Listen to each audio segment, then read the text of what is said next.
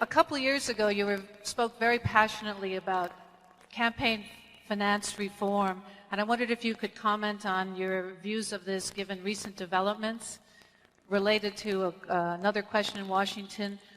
What's your expectation for the passage of the repeal of PUHCA? I know there was some recent activity in the Senate subcommittee. And lastly, a question for Charlie. How would you or do you apply the principles of intrinsic investing to real estate? Okay, in respect to PUHCA,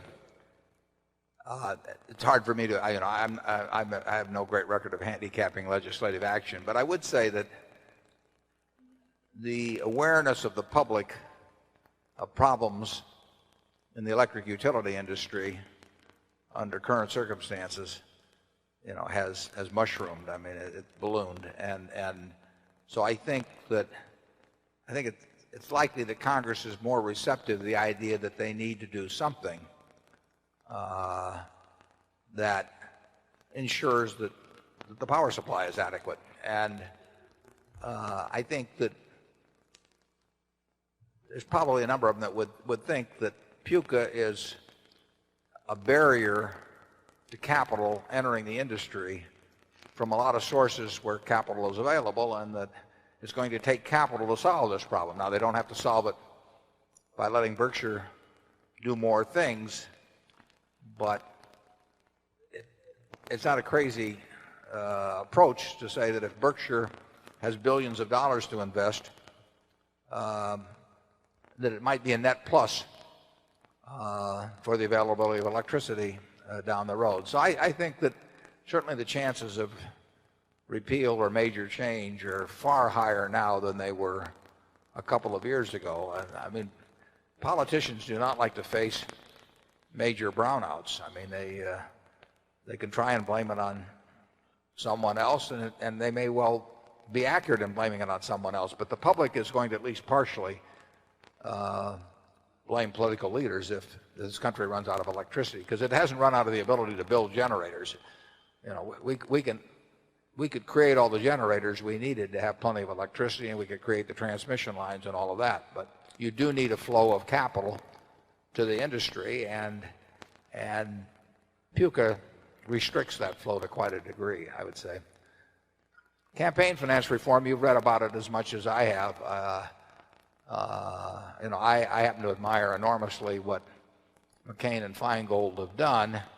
I don't think it's a panacea. I mean, money is going to find its way into trying to buy political influence one way or another. But the present situation, in my view, has gotten totally out of control, and incidentally totally out of sync with what the American Congress even, as well as the public, intended. Because in 1907, Congress said, and it's never been changed, that corporations shall not contribute money to federal elections.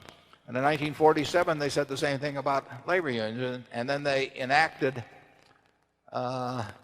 campaign legislation in the early 70s, which, when later interpreted by the federal election commissions, enabled corporations and unions to do on an unlimited scale what Congress had said they shouldn't do at all. And politicians did not really understand the potential in that initially. I remember the first guy that called me, Senate candidate, called me for a soft money contribution probably in 1985 or so, and he was kind of embarrassed about it and sort of danced around the subject of how this money was going to find its way into his campaign and everything. And he was asking me for an amount of money that was illegal under the law, except if I did it via soft money.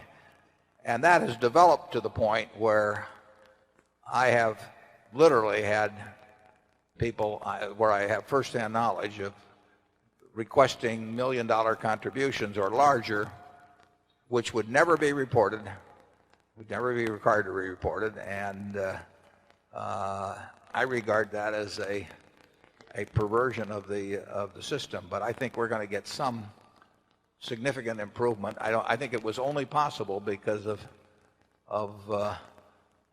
the credibility that McCain built up with the public and the fact that he just wouldn't let go of this issue.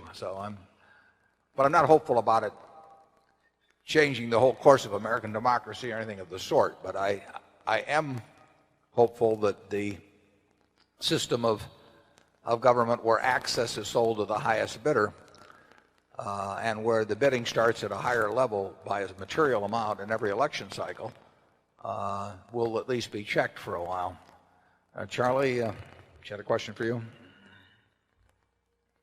Well, my trouble with campaign finance reform is that I fear career politicians just staying on and on just about as much as I fear special interests protecting themselves with money. And I never know exactly how the reform is going to work.